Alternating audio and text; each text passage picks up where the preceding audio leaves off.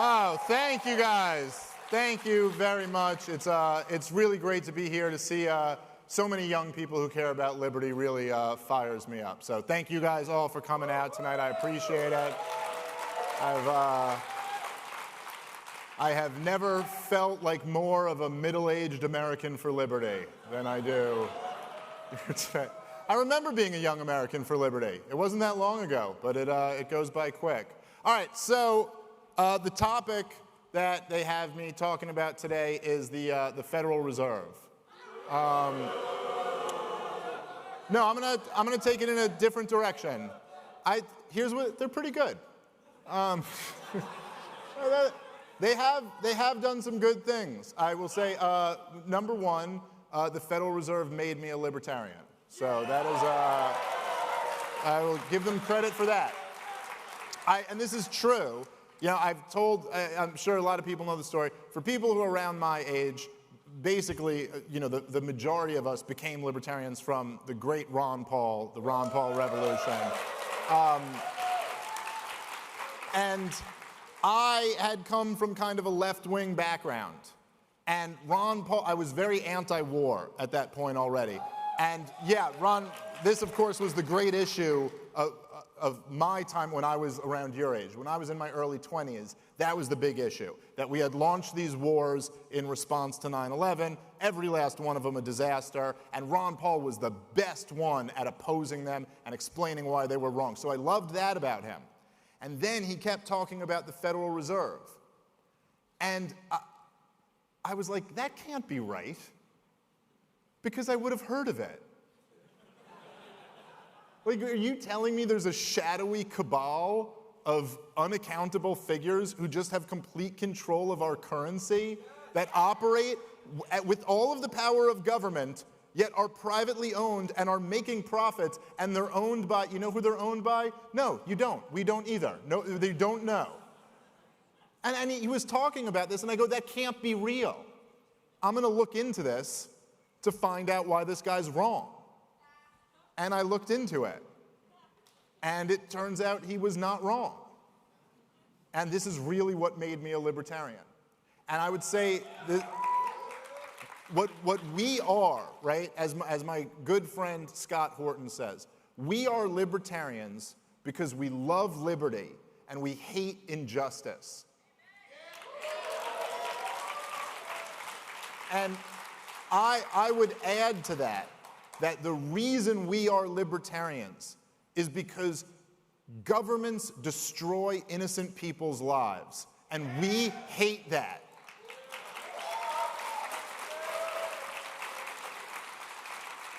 And as libertarians, what we stand for, first and foremost, is that we oppose the Federal Reserve. That is the number one issue that libertarians must oppose. All right.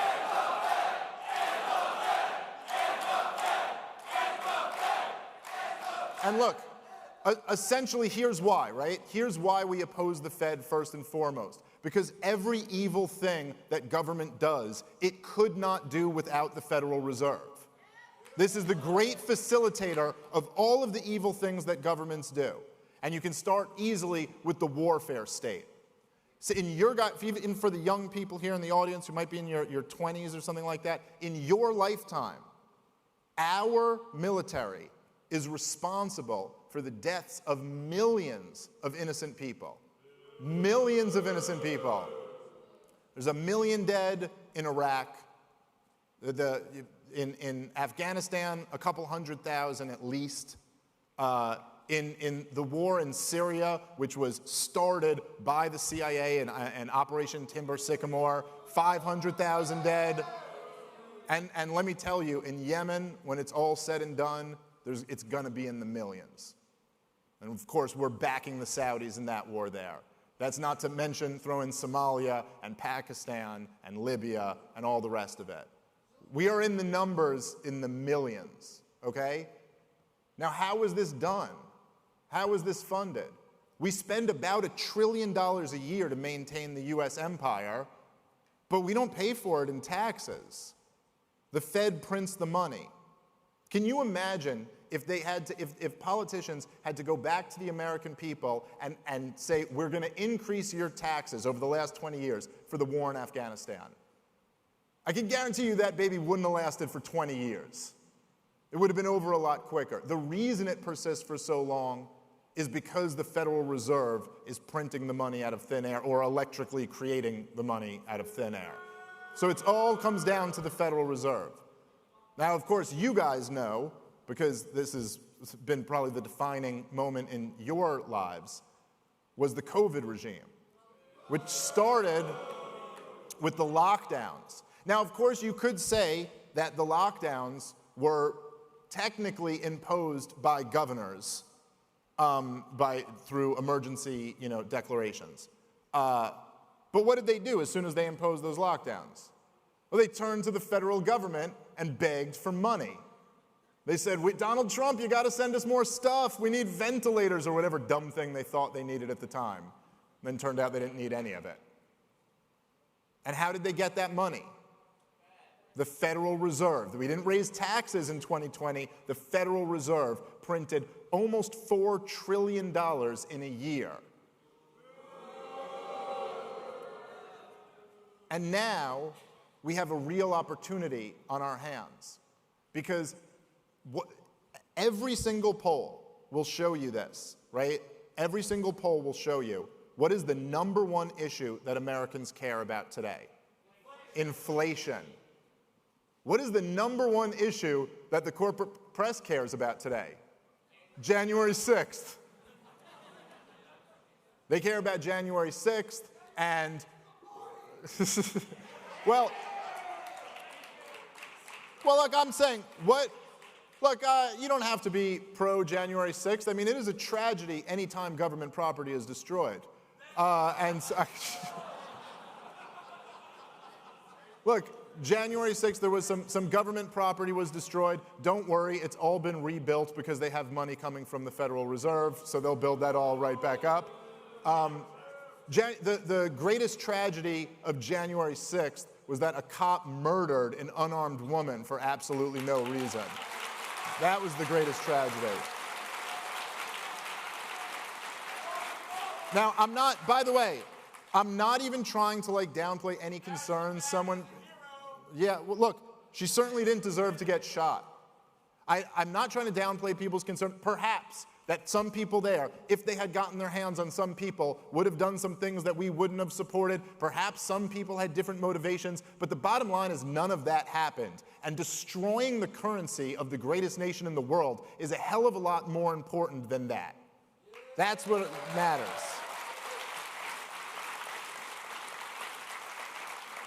And we libertarians now have a tremendous opportunity, because people are feeling inflation. It is destroying people's lives. People have this goofy view that somehow economic issues are over here and social issues are over here, but that's just not true. Liberty is one issue. It is one whole concept, as the great Ron Paul always taught us. There's no economic liberty or social liberty. It's all individual liberty. It's all one package. If you're going to tell me that inflation is not a social issue, tell that to the guy who's making 60 grand a year and has 3 kids and now all of a sudden can't afford to provide for his family anymore. That's probably a little bit of a social issue for that guy. So that's what everyone's realizing right now.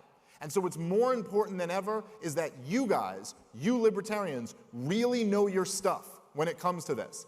It's not because we're going to get the entire world to read Mises and Rothbard. But if you know and you understand the cause of these problems, you can explain that in a way that will be compelling to other people. So read your Mises and your Rothbard. You guys got to know your stuff.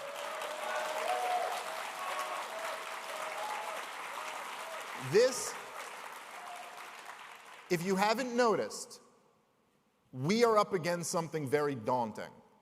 We are living under the biggest government in the history of the world, and we stand for liberty. It's a very daunting challenge. And the fact is, as great as it is to have all these people in this room, and as much enthusiasm as there is in here, we don't have enough people yet.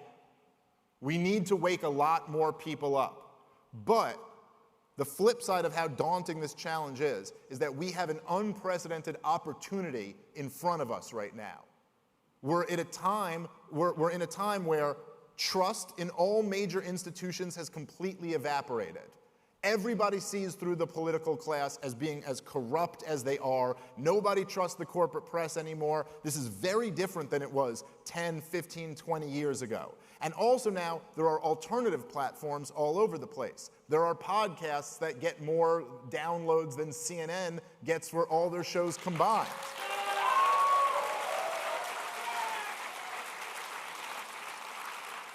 And in that environment, the number one issue that Americans care about across every single poll that they do on this is the money. And only libertarians know anything about the money. We're the only group of people who have anything to say about this, and this is why you got to get good on this topic and really understand it, okay? Inflation, as the Austrian economists understood, is not about rising prices. Rising prices are the result of inflation. Inflation is the expansion in the money supply. That's what led to all of this. It's all the Federal Reserve's fault. And this is what we need to channel that energy that people have, that outrage.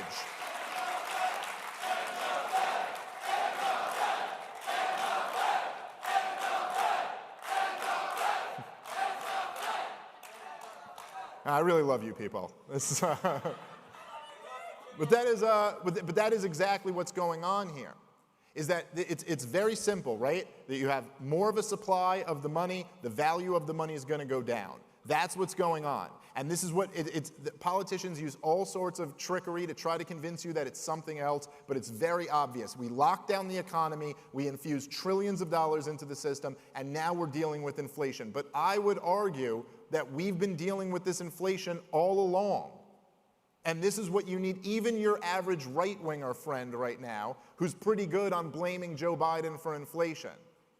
Realize it's much, much deeper than Joe Biden. Don't get me wrong, Joe Biden is terrible, and his policies have only made things worse. But this inflation started in 2020. This isn't about a Democrat president or a Republican president. This is about a Federal Reserve System that is endorsed by both political parties. And that's something that needs to be understood. When, they'll say these things like, they'll be like, well, we didn't have any inflation before Biden. And they go, what do they mean when they say that? They mean the CPI wasn't any higher. Or it was only going up by 2 or 3% instead of going up by 9% like it is now. But what I'm telling you guys is the CPI is all nonsense.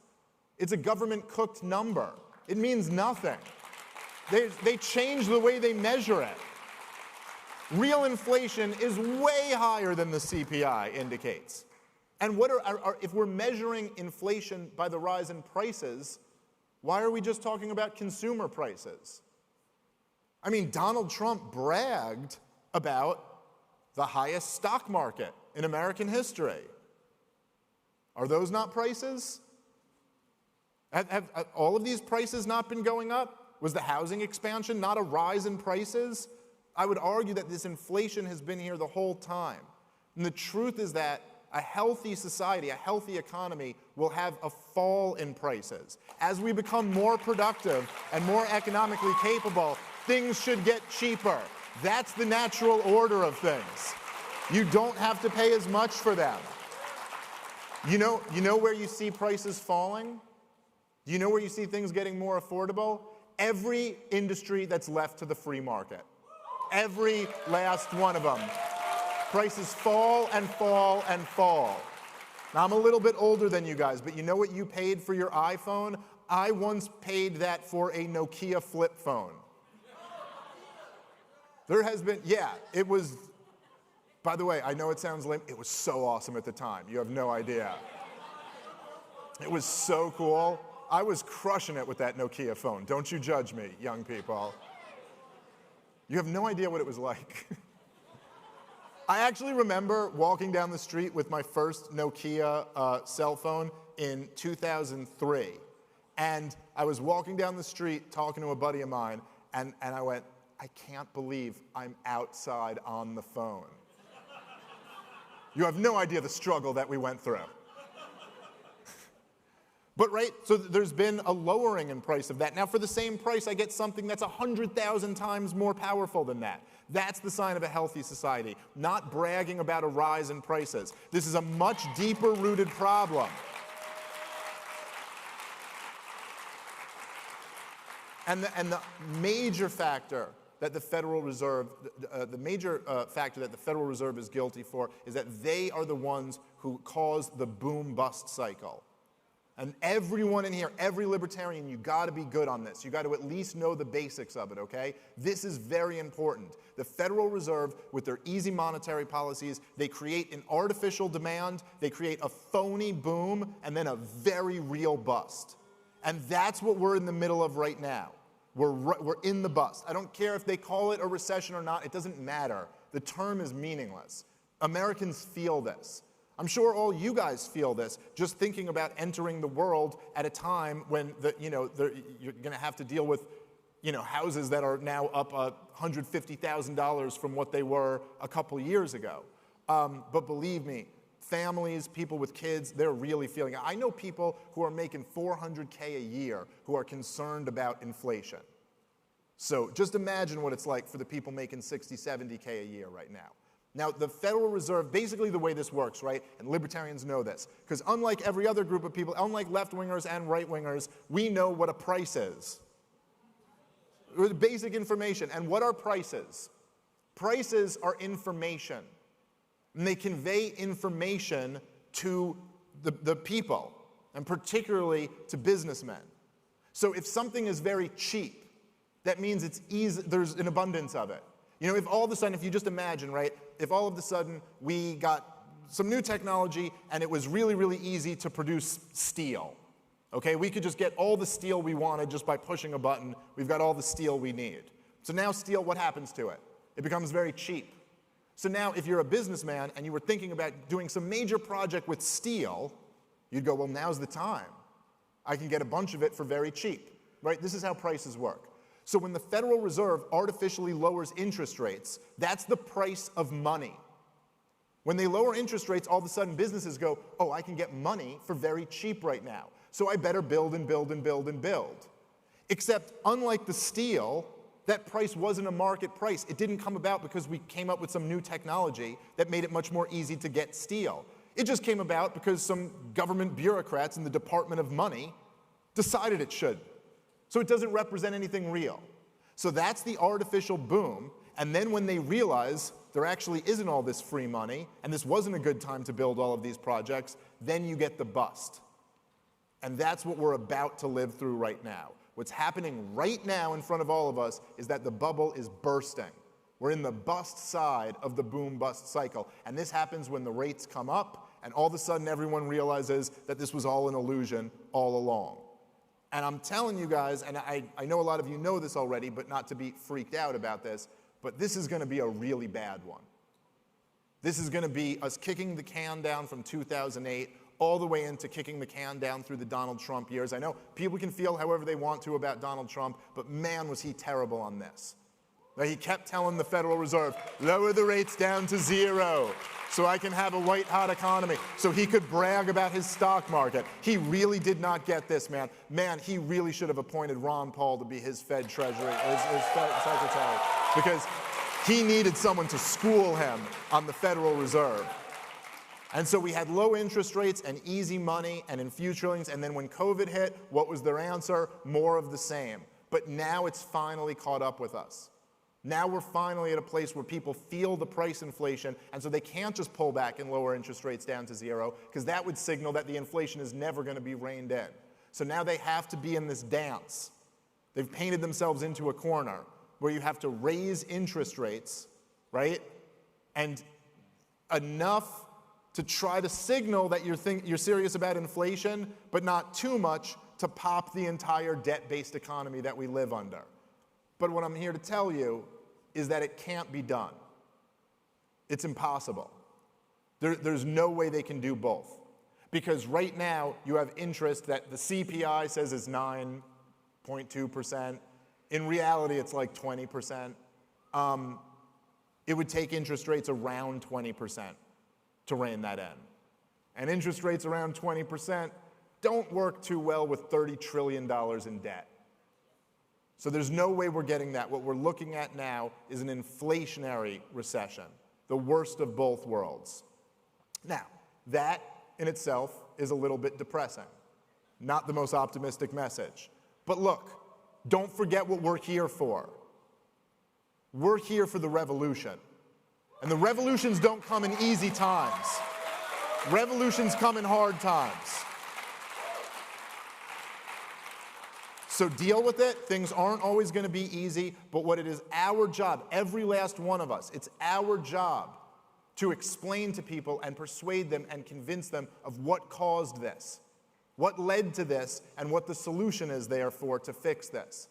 What led to this was the Federal Reserve fiat currency, awful calamity of central banking. That's what caused this. And the solution is what the solution is to everything. Liberty. Privatize it. Get the government out of the business. If we're serious about this, if we're serious about being here for the revolution, if we're serious about believing in human liberty, and we're serious about opposing the evil that is the centralized state, then what we need is a period of time where there's a mass awakening. And this, right now, we have a huge opportunity for that. More people are thinking about government corruption. More people are thinking about the value of their money than ever before. And so this is our opportunity. I'm not saying it's going to be easy, but we have two options. Accept it or fight like hell for the revolution.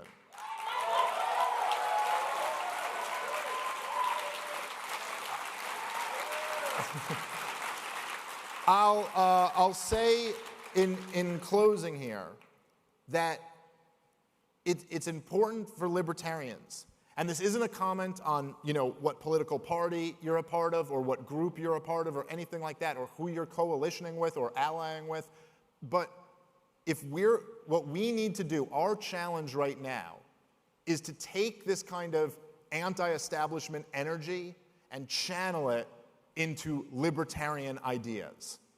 That's the challenge that we have in front of us. And in order to do that, we can't simply jump on the bandwagon of whoever's anti-establishment right now. Just for a little bit, again, I know there's a lot of young people here. When I was around your age, there were, the George W. Bush government was pushing all of the disasters that many of which led to where we are today. The war on terrorism and the Patriot Act and the creation of the Department of Homeland Security, all of this stuff, right? And the progressives largely opposed it. In fact, Lew Rockwell, do you guys know the great Lew Rockwell? He was writing about how The Nation magazine was a hell of a lot closer to libertarianism than anything you'd ever see on Fox News. And at the time, he was right. And the left was talking about civil liberties and ending wars and all of these things. They were much better. They had much more of the establishment energy with them. But then what happened when their leaders came in? They continued all of the awful policies and added a twist of insane wokeism on top of it. So I'm just saying, keep that in mind. We're not just trying to jump on whatever the populist movement is. We're not just trying to jump on whatever the anti-elitist movement of the day is. We need to be channeling that. And so our challenge is to separate ourselves, in a sense, philosophically. To go, no, you're right to be angry, but here's why. To give this kind of populist movement some solid theory to go along with all of that anger. But in order to do that, we have to kind of separate our views rather than just jumping on board with their team. But the challenge is to do that in a way that it's not because we're against those people. It's not that because we're against the people that we want to be on a different team. It's because we're for them. It's because we support them. It's because they're right to be angry about this whole system, because they have been completely screwed over by it. So that's the challenge for libertarians, to differentiate ourselves, but do it in a way that is for the people and for this populist energy in this country right now. We are against we do oppose the ruling elite. We actually understand what they're doing wrong. We, libertarians, are the best populists in the country. That's what we need to understand.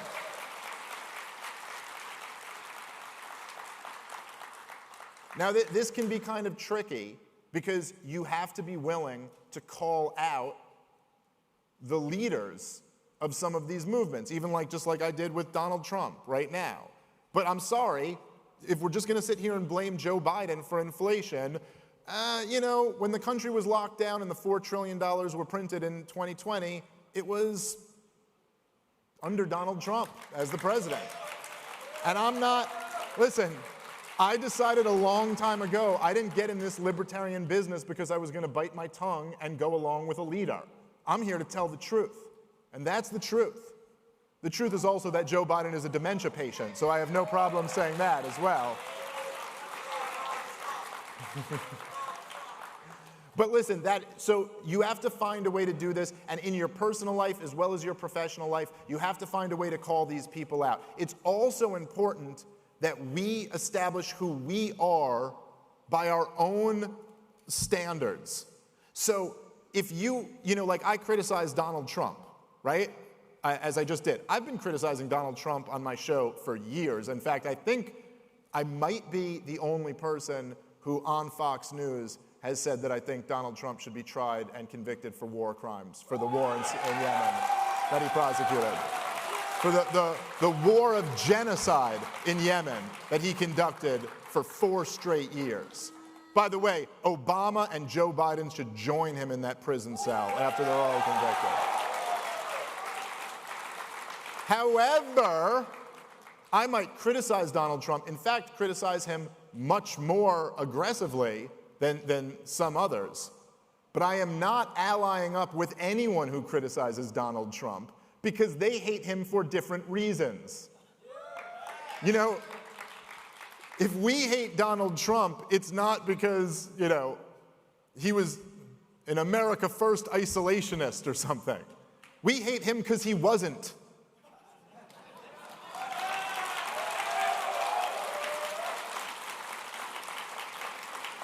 I do not hate Donald Trump because he held up a weapons deal to Ukraine.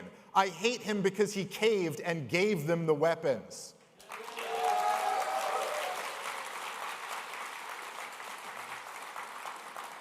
Right now, we have an incredible opportunity.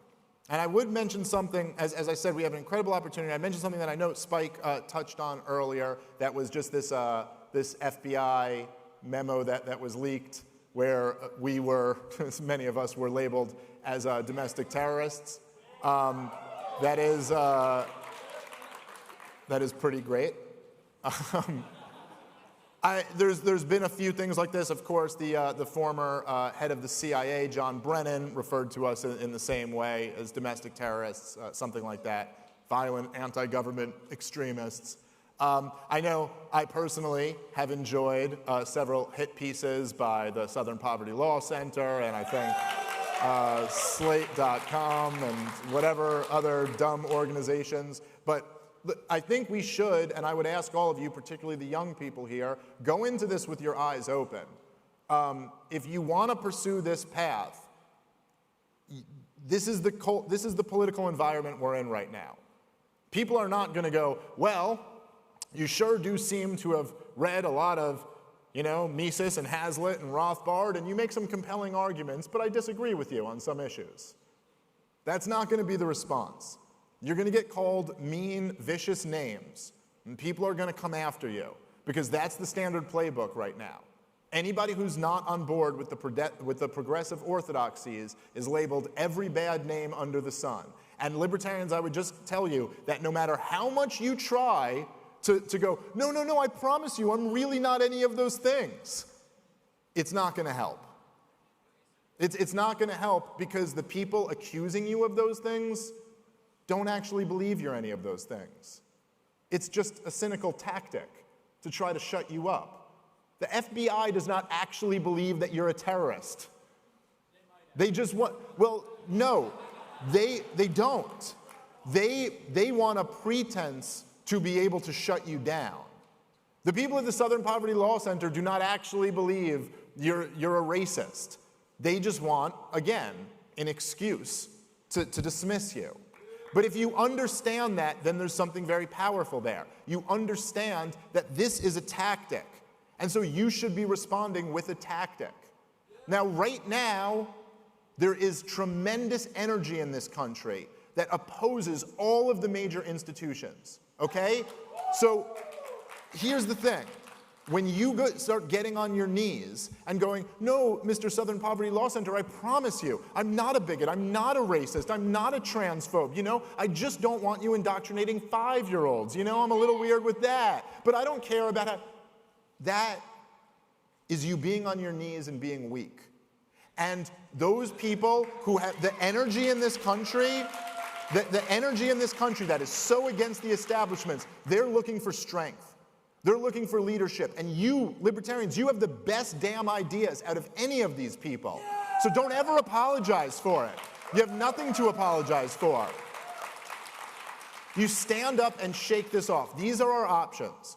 If we are really here for a revolution, then we have to inspire a revolution. You don't inspire a revolution by bending the knee and apologizing when you're the one who's right.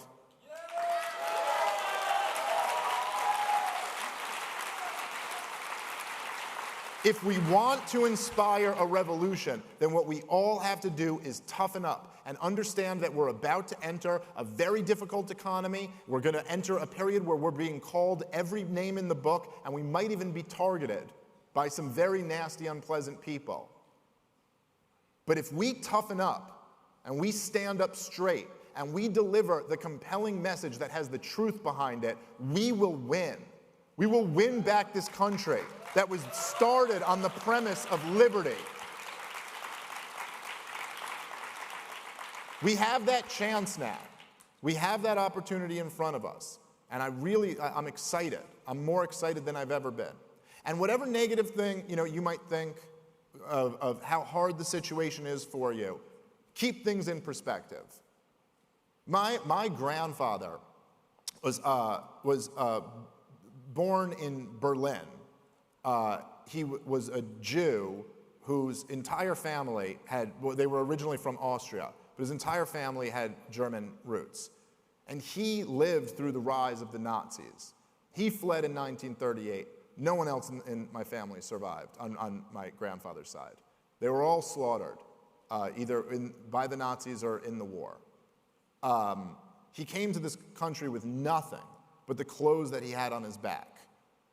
He suffered through hardships that I doubt a single person in this room, including myself, could fathom. Keep these things in mind. He didn't give up. He came to America, he got a great job, he started a family, he lived a good life. No matter how hard things might be over these next few years, keep things in perspective. We have more than so many who came before us. The great Ludwig von Mises was run out by the Nazis. He came over to America and wrote great books in a language that wasn't his first language. That's our hero, okay? These people, they didn't give up. Oh, yeah. I hear he's got a great caucus. Anyway, he's not supposed to, sorry. Not talking about anything political, just in general, theory. Anyway. But so that's the point. You might face hardships, you might get called mean names, but believe me, people have been through way worse. You just keep fighting and keep fighting along. We have so much to be thankful for. We have so much opportunity in front of us, and now's the time. Look, I lived through the liberty movement during Ron Paul's presidential campaigns in 2008 and 2012, and there was so much enthusiasm in the liberty movement. There was so much energy and momentum, and it kind of took a step back after Ron Paul stopped running for president, and it kind of receded a little bit. And I don't know, I mean, I'm sure you guys can feel it too, but over these last couple of years, man, this movement is back, and I am so excited about that. Thank you to all of you so much. Viva la revolution. I love you. Thank you for having me here. I appreciate it. Have a good night, everybody.